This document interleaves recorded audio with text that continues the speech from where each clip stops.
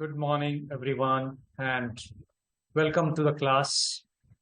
I'm sure now you have started feeling better about algorithms, and your fear for the programming should keep on reducing time to time.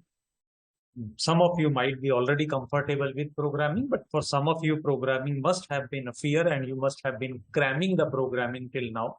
So, with the time, with this semester, you have to make sure that programming is never about cramming, never to be crammed.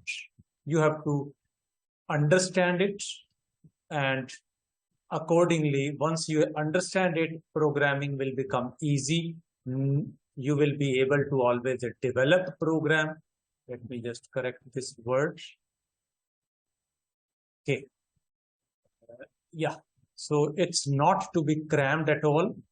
Understand the logic, make your own program, and if you are able to make your own program mostly, then you will start enjoying it.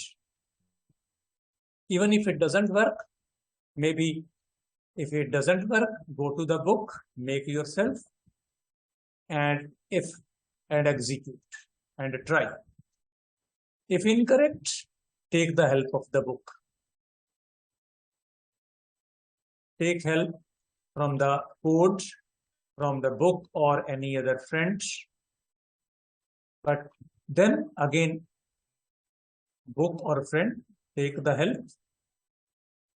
understand the mistake.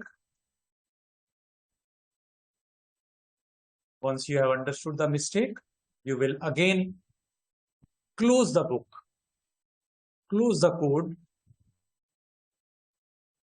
and recorrect that.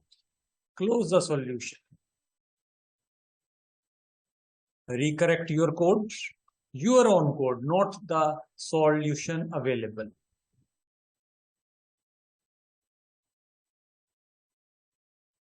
Your own faulty codes and retry.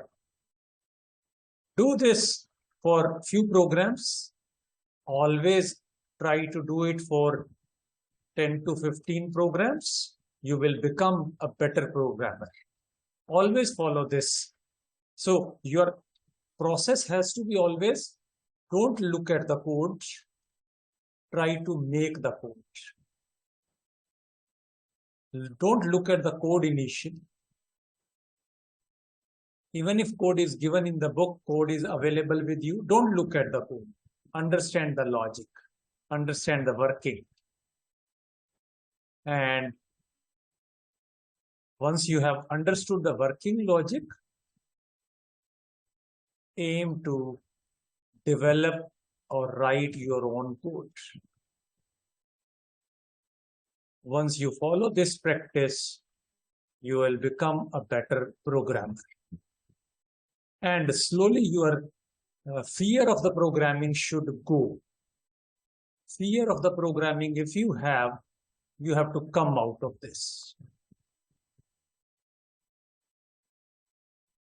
Come out of this. And how will you come is practice like this. How? I will say, practice the way I just told.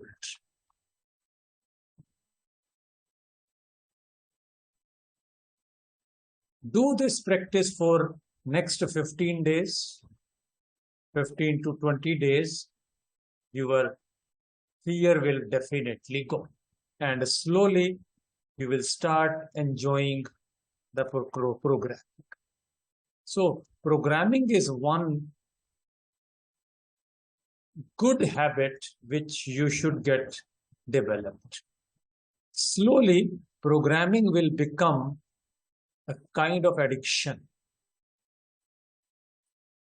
So if it becomes a good addiction, will become an addiction.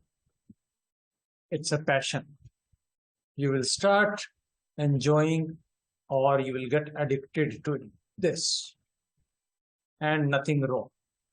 So addiction, whatever is the spelling, I'm not sure whether I'm writing correct spelling or not. So become a passion at least, and it's a good habit. It's a good passion.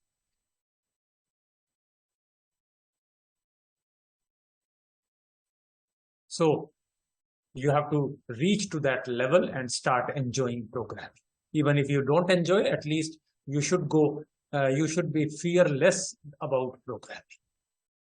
Fine. So I hope insertion sorts analysis has given you a good clarity, and for many similar programs, you can do that. In fact, any iterative program, if you write, you will be able to do similar analysis now. Formally, we will define big O and other notations you can do.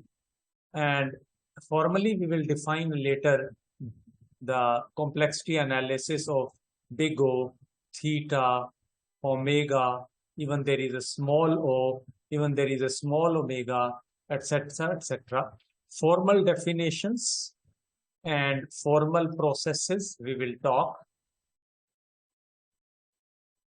We will do after 2 lectures.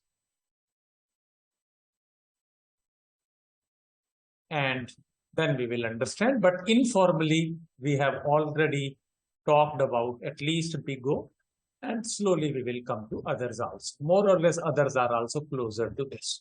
But recursive programs analysis is going to be slightly different. And in that case, it is difficult to count the steps because the step count for iterative or for loop based we could do, then based on finding out the total number of steps based on the loop or even based on the data, we could find out worst case, average case, good. But recursive program, how will you find the step count? Because recursion, how many times it will go and all that will become more challenging. Not easy, not straightforward. So we will have an example, and through that we will understand a different way of solving these. For example, I say mostly we have discussed the divide and conquer strategy, and they mostly lead to recursive solutions.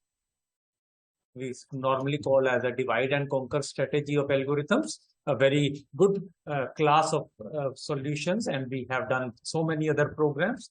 For example, of course, you have done binary search using that.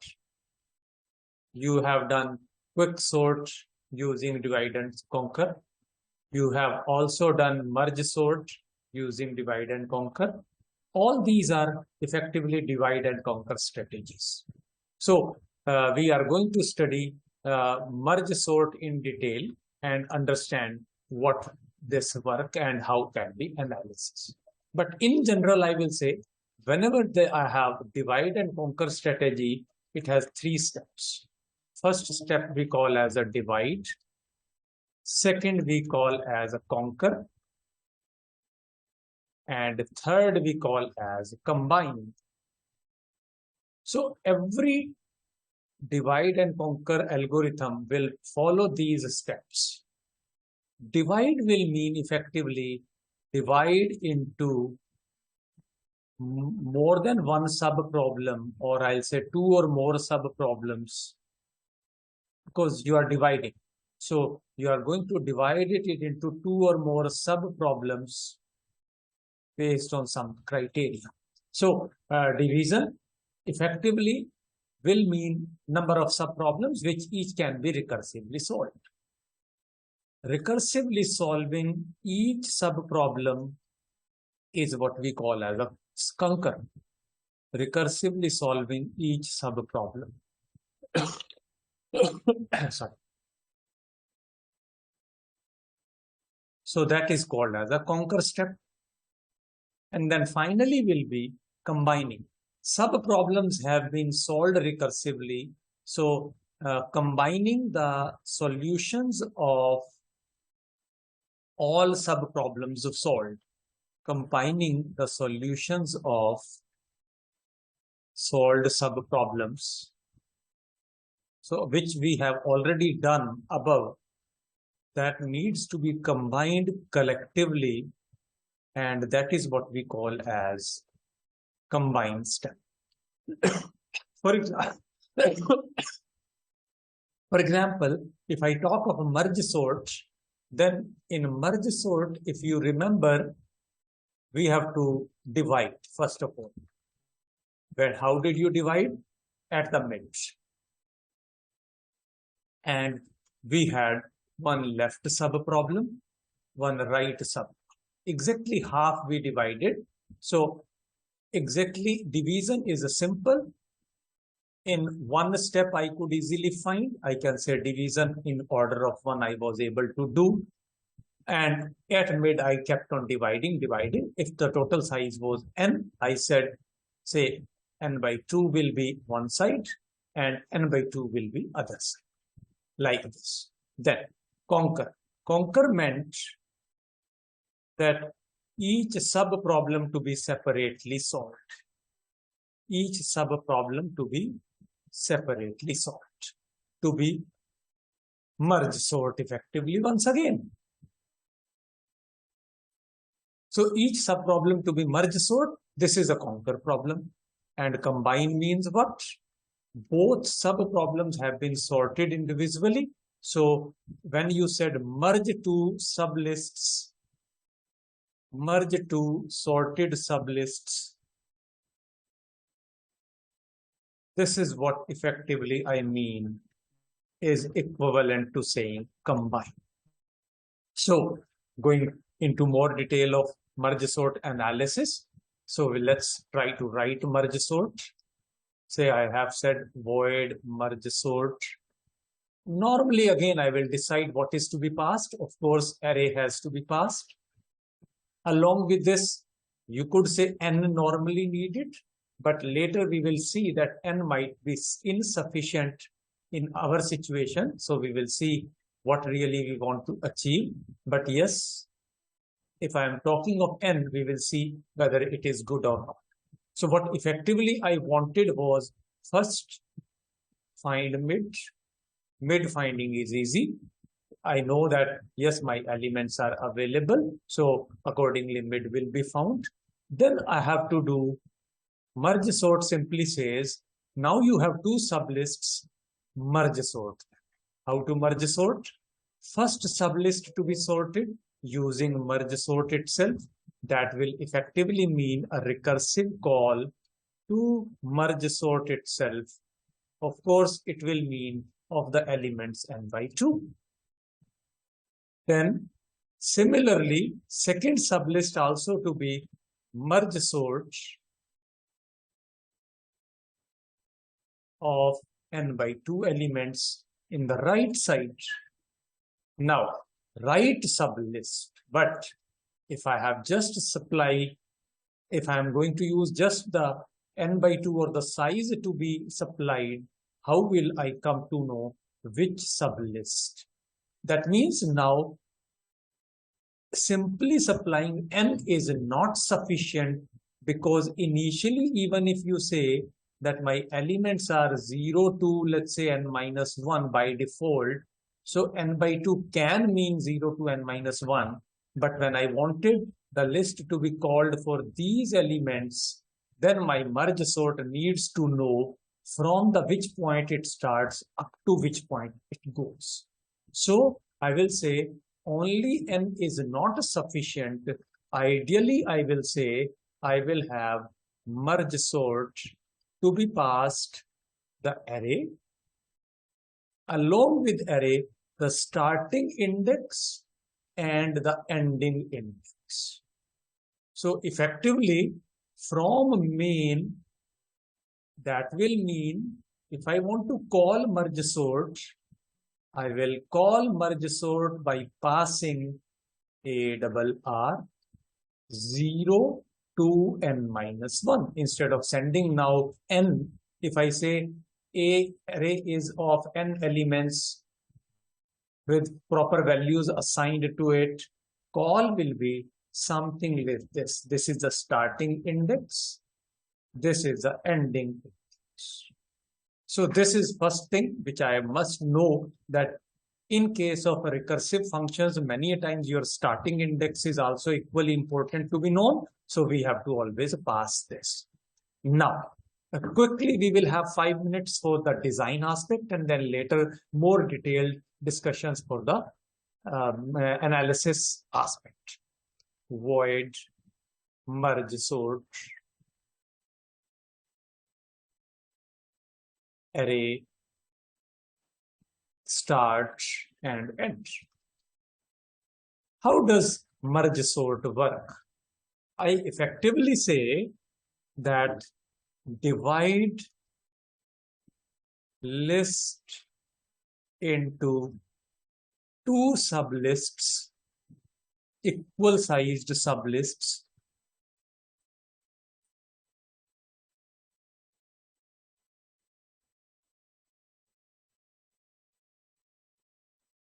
so I'll say divide into middle such that you have two equal sized sublists. I say merge sort again both sublists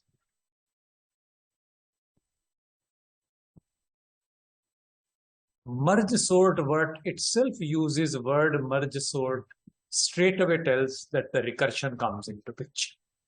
So this is a clear hint that this will be recursively solvable. Third step is merge two sorted sublists.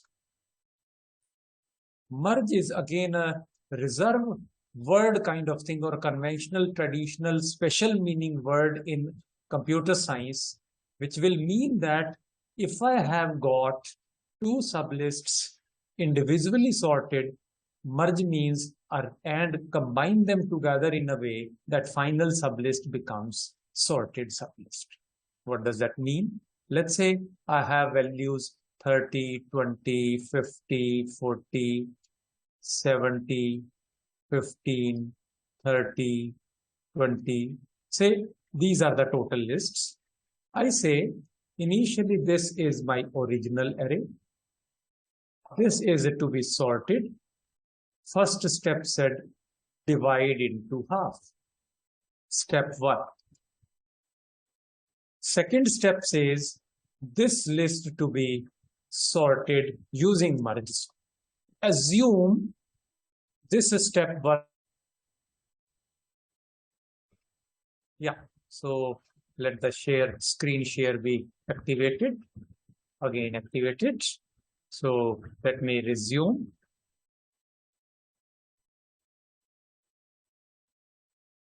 Let me just ensure that our things continue to work correct. So the connection was cut in between. Now it has been resumed. So I'm resuming my discussion. So we were saying that while doing the recursive. Yeah, so let's resume because of again network problem. The recording got stopped in between. So I'm resuming it from a different place. Hopefully network will be now stable from my home. So let's continue discussing where we were earlier talking. And we have already said that the first step is this one, step 1 taken. Then comes second step. So second step is this, step 2. So for recursion to understand easily and make a recursive functions, always assume that recursive step works correctly. So if you assume recursive step works correctly, are you able to make other things correctly working? Then you will be able to always develop a good recursive solution. What does that mean? Let's be more clear. Assuming that recursive steps work correctly, this means this list will get sorted somehow. So don't bother how, but assume that this gets sorted and we get this list as this. Similarly, we assume the second side of the list also, that is, this also gets sorted through recursion automatically through proper internal working. Assume that this works correctly. So this is my step 2. Once this has been made, now I have to make step 3 to merge. And if I am able to do that merging properly, then I can say that whatever logic I am making for merge sort will work correctly. Of course, all this recursion has to be always with a condition. Recursion cannot be without any condition. So if I said that recursion is always called, recursive function is always called, it will become infinite in nature. So recursive call will be always a conditional, and of course, if there is some point to stop recursion, whenever condition is not satisfied, ultimately recursion must stop some point. So it must stop, the recursion must stop, I will say, the recursion must stop at some point of time. What will be that point of time? For example, I can say if the list has only one, say 0 elements, need not do anything. The list is already having nothing, so I have nothing to do. Even if list has 1 element, no need of recursion. 1 element automatically means sorting, okay? So no need of recursion at all. So knowing this, I can always say recursion implementation will be easy. So then we will require the merging to be done. So let's understand how merging works. So merging, let's see the previous data. 20, 30, 40, 50 is one. 15, 20, 30, 70 is another. So 20, 30, 40, 50 being one part of the list. All these elements are stored into one array. Second part of the sub array has stored the values of 15, 20, 30, and 70. We just saw the previous data. So saying that now, this will be, let's say, considered as index I. This will be considered as an index J. So I ultimately need the merging to be done. So now there are 2 ways to do. First way, in the Horowitz and Sahni book of data structures, you might have studied this merge sort algorithm. And during that data structure book's algo, effectively what is done is a new array is taken, new temporary array is taken, where merged data is stored. Merged values are stored. Obviously, I need an extra array. In case of a merge sort, you know that. Why? Because for merging, this original array cannot be overwritten, because there could be somewhere extra space needed. Ultimately, once all elements are stored and merged, then I will copy back. So in Horowitz and Sahni, new temporary array is taken where merged values are stored. In Corman, there is a different alternate given. Both are same, both are equivalent to each other. Here it says 2 sub-arrays will be taken, 2 sub-arrays as extra,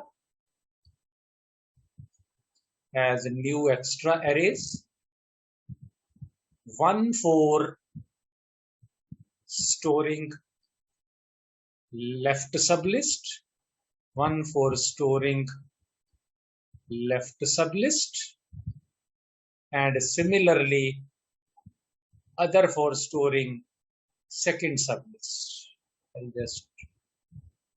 And second for storing right sublist. We will compare both alternates. What does that mean? For example, 20, 30, 40, 50. Once we have this data, this is in ARR somewhere at certain positions. First sublist ending here, 20, 30, 40, 50. Other side I have 15, 20, 30. 70. So Corman's solution said that first of all, I will have a one left sub-array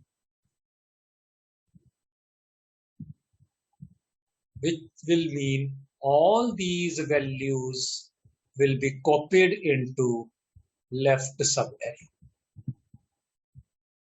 So this becomes a 20, 30, 40, 50. Similarly, this whole will be stored as another second sub-array, which will, let's name it as right. So there is another sub-array where I will store 15, 20, 30, 70, irrespective of original locations. Here the values are stored 0 to, let's say, n1 minus 1, or this side it will be stored 0 to n2 minus 1.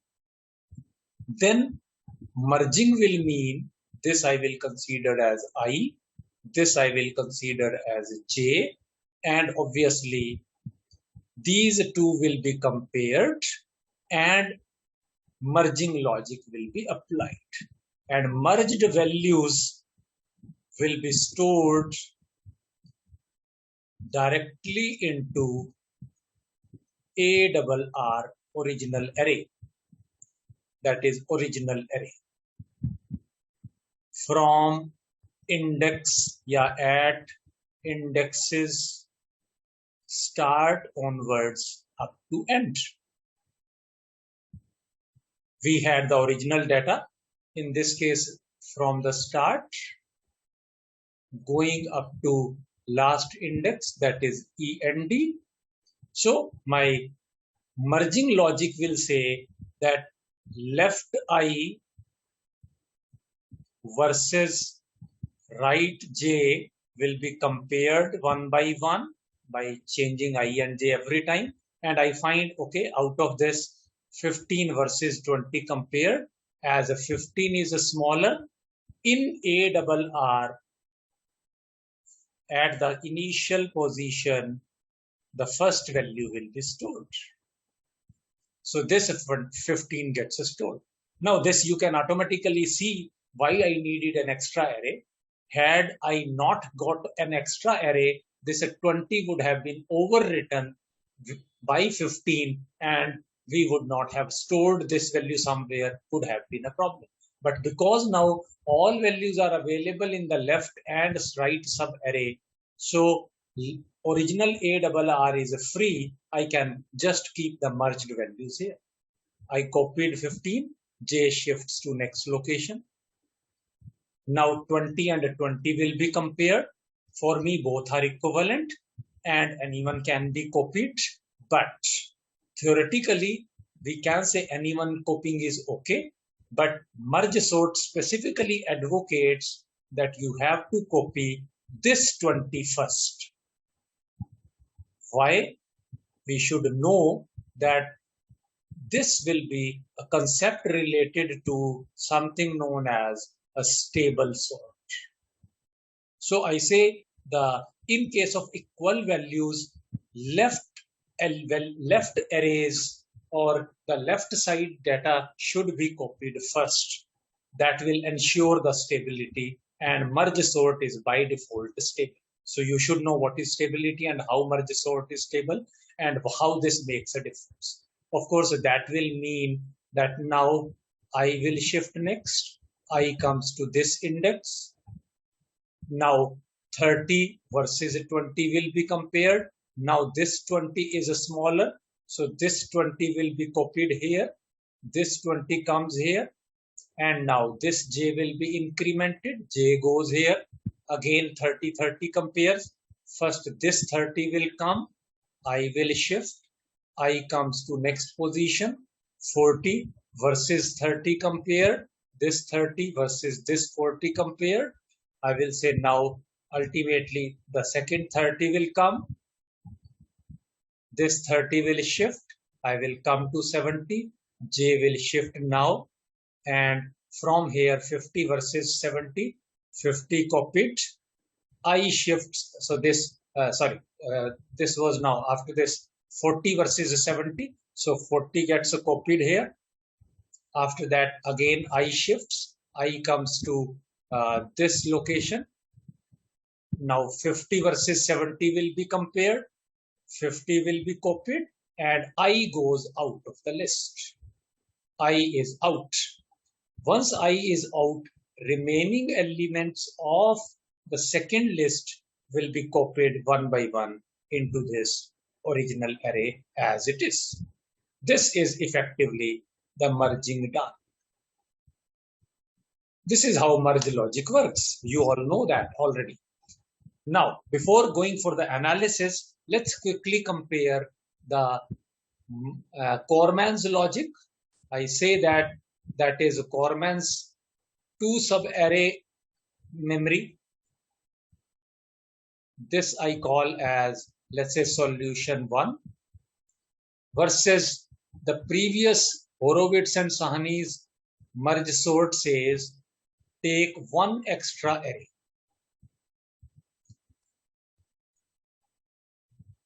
And merged values will be copied into that because original arrays sublists are not copied somewhere. So original array cannot be used for storing the results. Then merged values will be initially copied into new array and will be initially copied. I'll just move this into new array, this new extra array. And once all merging is complete, after merging, the extra array, this elements will be copied back from the extra array to the original array, because ultimately every data needed is in the original array. So the extra array which we have taken, that will be used to copy values back to the original array.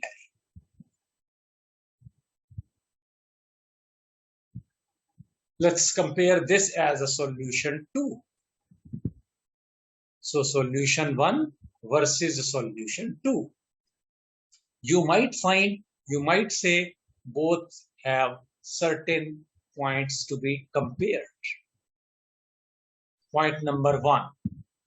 What about total memory requirement? Yes, in this case, the total memory needed is n by 2 plus n by 2. In this case, total memory needed is n.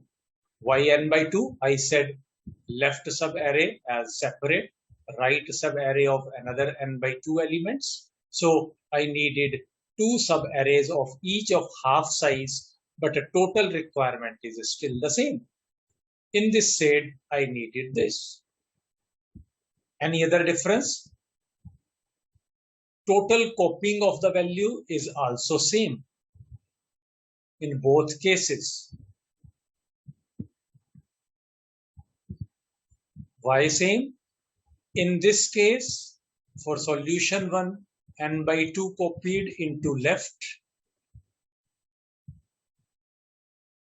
and plus another n by 2 copied into right. So total n values copied. This side, solution 2, n values copied from extra array after merging.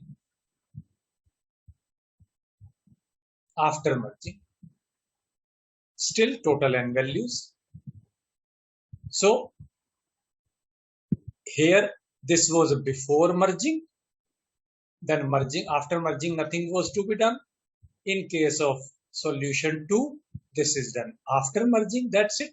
But the total elements are still the same, so still not a difference. Still I will say solution 1 is slightly better. Why? The reason of that is this is better from operating system viewpoint. Ultimately, whenever you need an extra array, who will give you memory? Extra array means some memory in RAM, and this memory in RAM is given to you by OS only. For OS, array means always contiguous memory. So whenever you demand memory for an array, contiguous memory needed. Let's say if n equal to 10 raised to 6, then I will say solution 1 will require 10 raised to 6 by 2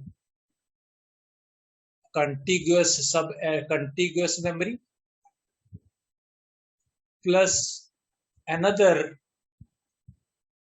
10 raised to 6 by 2 contiguous memory. On the other hand, solution 2 will require 10 raised to 6 contiguous memory. Now, that's where the catch is. OS might have or might not have one block of memory free, which is of a big size of 10 raised to 6 integers, but might have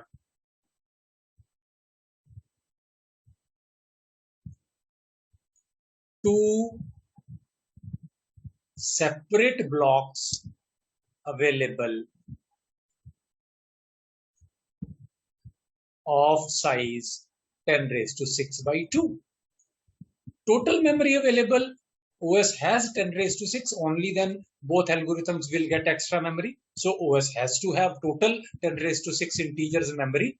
But in second solution, the requirement will be 10 raised to 6 integers are collectively available. And in solution 1, the requirement will be 10 raised to 6 by 2 available at one place, another 10 raised to 6 by 2.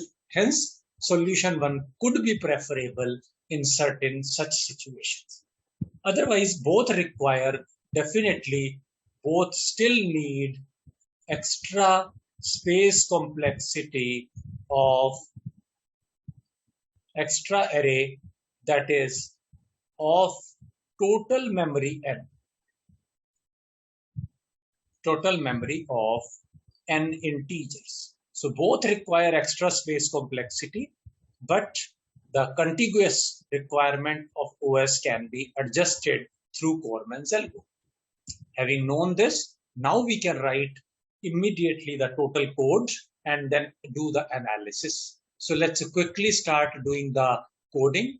I will say void merge sort, as we have already discussed earlier, some slides back. Initially, we said that this is how my merge sort will be done. So we have already seen start and needed.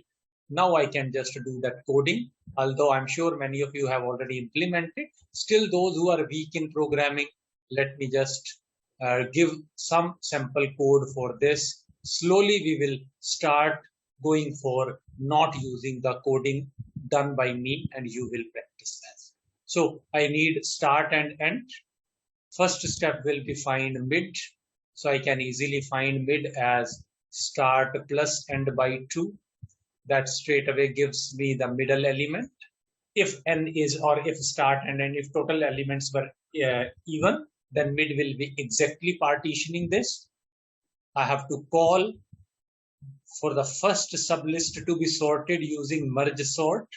So first sublist has the starting index as a start and the ending index is Yes, right. It will be mid. Similarly, for the second sublist, the array is the same, but its starting index will be mid plus 1 and ending index will be at. So after this, I have to call the merge, and merge will require, of course, the array. Start also to be passed, mid also will be needed, and end also will be needed. I can easily understand why do I need. This will be my sublist 1, and mid plus 1 to end will become my sublist 2, and I need to know both lists. So mid is also to be passed along with this. And once it is done, my merge sort is effectively over. The only thing is I have to do the coding for the merge. So merge coding now we are going to do. And as we discussed for the Corman's logic, we will implement merge logic according to that. So let's say void merge array start mid and end. So no semicolon here. Never there will be a semicolon because I'm going to write the code. Now, first thing is I will require one sublist. Let's say I will call it as a left. How much I have to see? So I will say I will need the size. So I will say, let's say n1. N1 is the size for the first sublist. This I will declare after knowing the sum n1. So n1 will be mid minus start plus 1. Similarly, n2 will be end minus mid. And then I will say, let's do the sorting, or let's do the copying of this. So I will require two sub arrays. One I will call at the left of size n1. I am taking one extra element as discussed in Corman. Why? We will just understand. Similarly, I will take second sublist, which we call as int right. And this size is n2, but we take one extra element. Why? We will see. Now, first thing is copy sublist 1 into left subarray. How to do? I can easily write for I equal to from where? I less than equal to something I plus plus. Now that depends where I want to copy. Ultimately, ARRI is to be copied. So from where I should start? Normally 0, but remember my merge logic says my starting element is START. It might not be 0 always. For some merging steps in between, start could be somewhere at 10, somewhere at 15, somewhere at 20. So I equal to start, I less than equal to end, I plus plus, and I'm going to store it in left, but in left they will be definitely stored from 0 onwards, not start onwards, because left means I have total elements as n1. Left means this particular sub array. So before this I will have k initialized as 0, and then I can keep on adding this. Similarly, I will be copying the second sublist.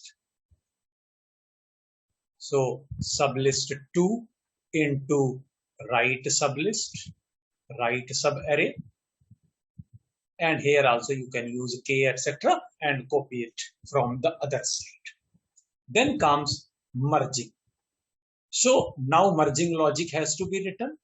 Before that, what we say is that why did we take an extra element? The purpose of that is at the place left n1, 0 to n1 minus 1 are the values stored, and at left n1 I store plus infinity or you could say int max. Why? We will see. At the right index, similarly in the right at n2 position, 0 to n2 minus 1 are the values, and I store plus infinity or int max. Why? We will understand. Now the merging has to be done. Merging, how it will be done? Ultimately, I will say if left I less than equal to or right j, that will mean effectively the ith element to be copied, where ultimately into a double r somewhere, because array will be used. Ultimately, I will say copy left I, and then of course I can say I plus plus. Similarly, else I will say right element is to be copied. Merging said that if the value is this, then I'm going to have from the left side. And if the value of the right is lesser, obviously I have something to do is I'll call a double r of something equal to right of j, and then j plus plus. And of course, this also to be plus plus. But yes, this much is clear to me. Now, here I can write a simple loop ultimately which will help me in a simple programming, and that's why we have taken an extra plus int max or plus infinity stored. Reason is, assume that earlier you will have some condition till both lists are not empty. Yes, if left subarray is also not empty and right subarray is not empty, you will keep on copying. And later, once you come out, the remaining elements of left are to be copied one by one, and remaining elements, if in the right are available, they are also to be copied. So you will require probably here one while loop with condition, and then you will require another while loop for copying left remaining elements, for copying remaining elements of left, and similarly for copying remaining elements of y, of left, and similarly while loop for copying remaining elements of right. And we don't know which one will have empty first, so we have to write both loops, knowing that whichever is empty, other elements are to be copied. Left L I have used capital, so I'm making it capital. Now the whole thing, this is one way of programming. A simpler way can be that I can avoid these loops by using that condition which we have just added, and I can say here I can write a simple for loop for k equal to start, all values to go into array without extra for loop, while loop needed outside, by simply saying that make a loop to execute exactly end minus start plus 1 times, that is n times, that means n1 plus n2 times combinedly, because I say ultimately whether you have a condition true, in some case a double r will get the value from left subarray I plus plus, or it will get the values from right subarray. So I say, but in definitely each step, I am going to get one value from one of these lists. And that will mean I will say I equal to 0, because the left array starts with 0. J also starts with 0, but K must start with START, not 0. That's a common mistake you will make in programming. Array has the values from start to end, but left and right have values from 0 onwards. So here 0 onwards, but this k is start onwards. So you have to be careful while doing this programming. That's a common mistake. But advantage being, once you come out of this loop, no while loop for copying needed. No while or copying of remaining elements needed. Because no element will remain. And why it will not remain pending? Reason is I have stored plus infinity. For example, if I was let's say merging 2, 5, 7, 9, and here I have now stored plus infinity. Other list is let's say 3, 10, 11, 12, and then let's say plus infinity. So let's say this is my right sub array. This is my left sub array. While merging, this becomes I, here becomes J. You will compare these, ultimately 2 will come, I will shift. I comes here. Now 3 versus 5 will be compared, 3 will come, J will shift, J comes here. Now I is 5, 5 will come, I will shift. 7 will come, I will shift. 9 will come and I will shift. Now I has actually gone out of limit, but at out of the limit place I have stored plus infinity. So this value exists, no random value is being compared, but it also guarantees that all remaining values 10, 11, 12, etc. will be less than infinity. Automatically, after this 9, 10 will get copied, then J will increment, J will be 11, 11 will be compared with infinity, again 11 will get copied.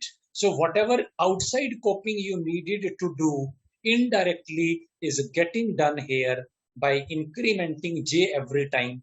I is guaranteed not to increment anymore and all values will get completed.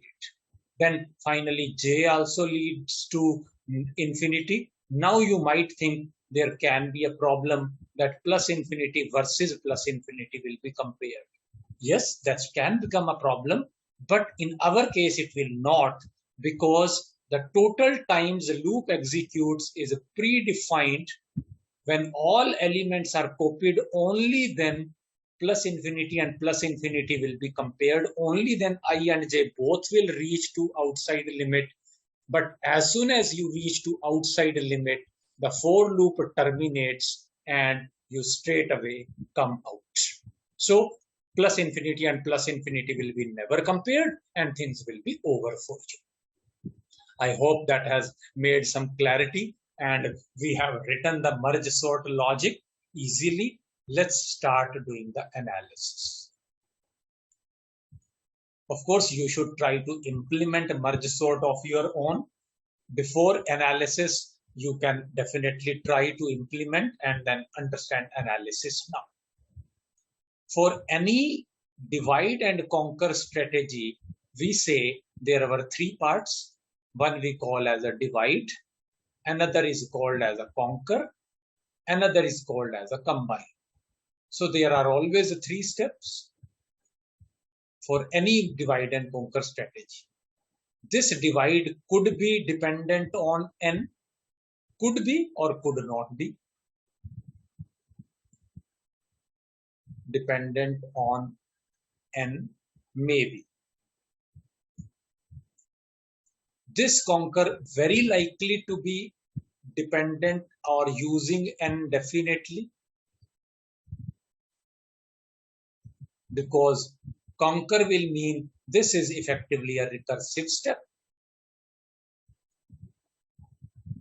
Similarly, combine may be dependent on n.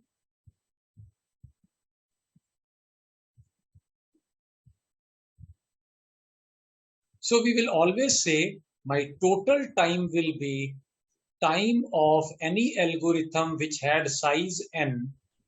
If it was a divide and conquer problem, total time complexity of any recursive divide and conquer problem will be time taken in the divide could be dependent on n plus conquer time. Conquer time we always call as a t n by b. What does that mean? We will understand. Plus combined time could be dependent on n. So we note down this. A t n by b means that we have got this a to be going to be number of recursive calls. And b is the size dividing or reducing factor. Size dividing factor. Because I have divided, so I will say side dividing factor. Through an example, it will be more clear. For example, I say, think of a merge sort. In merge sort, I say, if a problem of n values to be sorted was being attempted, divide time is order of 1. You have to simply calculate mid. N doesn't make a difference. Whatever is n, you have to do size plus start plus end by 2. Done. Then this is going to be total 2 merge sort calls are made. Each call is made with size n by 2. So whatever was the total time for n size, merge call to n by 2 size will also mean the time taken for merge sort with n by 2 size is called tn by 2. And because there are 2 calls, this is 2. Then combine time. Combine in this case meant merge. And if you go to the merge logic, you can easily see on the previous slide, effectively the merge sort has this loop. This loop is going to work exactly n times because end minus start plus 1 is end, n. So n is a total size and total size is nothing but n minus start plus 1. So it's guaranteed to be order of n. So I can say this is going to be order of n. On the other hand, if I talk, let's say binary search, in case of a binary search, that's also a recursive algorithm. In case of a binary search, divide will be order of 1. So if I say time taken for binary search will be divide time plus recursive call. Recursive call is a single recursive call, and single recursive call either to the left side or to the right side means to the half size. Combined time, merge time is nothing there. So my combined time is also order of 1. So effectively I say this is a tn by 2 plus order of 1. So accordingly I will calculate and done. For quicksort, you can think it was slightly different.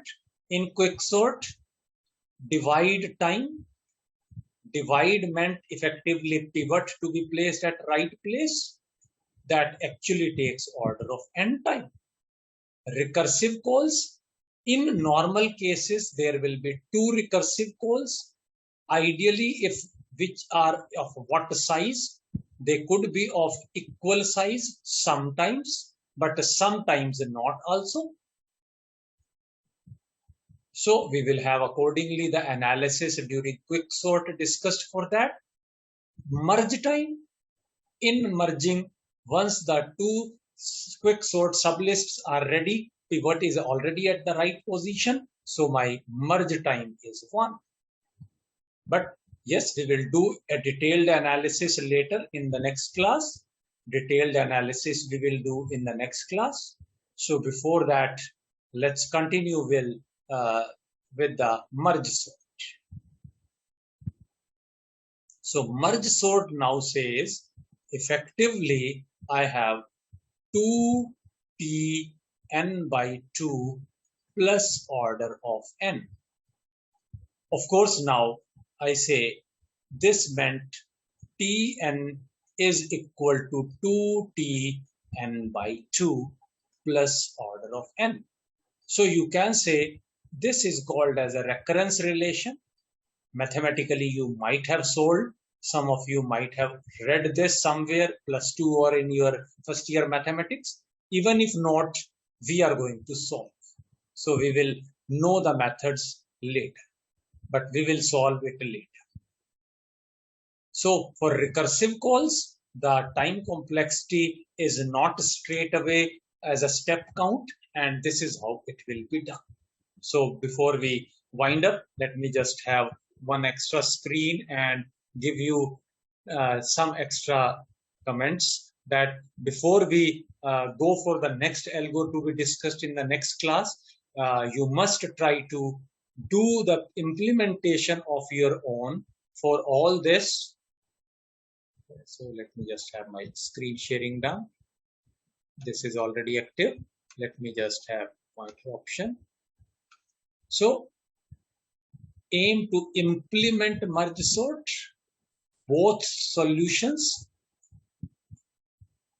using Corman's logic as well as the other logic also. So using this first, I will say second, using Horowitz and Sani logic, both way more or less similar. Also know what is a stable sort.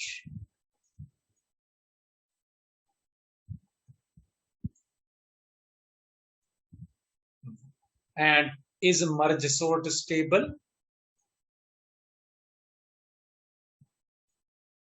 And which step is crucial for this? Which change can make it unstable? For example, I'll just give you a hint that during merging, we have written conditions like this, and ultimately we said that we are going to compare the values. You said, yes, we can write here less than equal to. Probably I can think of writing here less than also. Doesn't matter. That will also should work correctly. Think over this, whether less than will work or less than equal to will work. Which one should be written and why? And maybe sorted output will come correct in both cases. Still, one of them is correct, other will be incorrect. Other is actually incorrect, even if output is correct. So you must know why. And that has something to do with stable sort. So with this, we will wind up. Wishing you best of luck. Try to learn all this. Feel free if you have doubts in the next class. Next class, we are going to do quick sort. Again, for quick sort, I will say just giving you an idea so that you can read pre-hand before coming to the class. If you come prepared by reading, there are again two variants. One is called as original Horace quick sort. So Horace is the scientist who designed this quick sort, and original Horace quick sort is given in your Horowitz and Sahni book of data structure. Read it from there. And also read it from Corman, other variant, that is in Corman.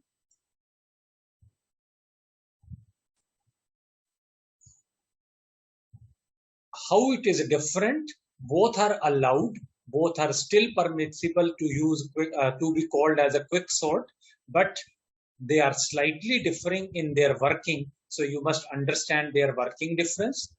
Revise both, preferably if you can do the coding also before coming to the next class, it will help you in a big way. Next class, we are not going to design quicksort again. We will just simply understand how Corman's quicksort works. We will use this and we will do analysis and do the analysis. So next class, we will be doing analysis of quicksort and that will give you a fairly good idea how to do analysis in corresponding recurrence relations. Bye bye, all the best, and let me just wind up. So, okay, let me save it and close the class. So let me stop recording.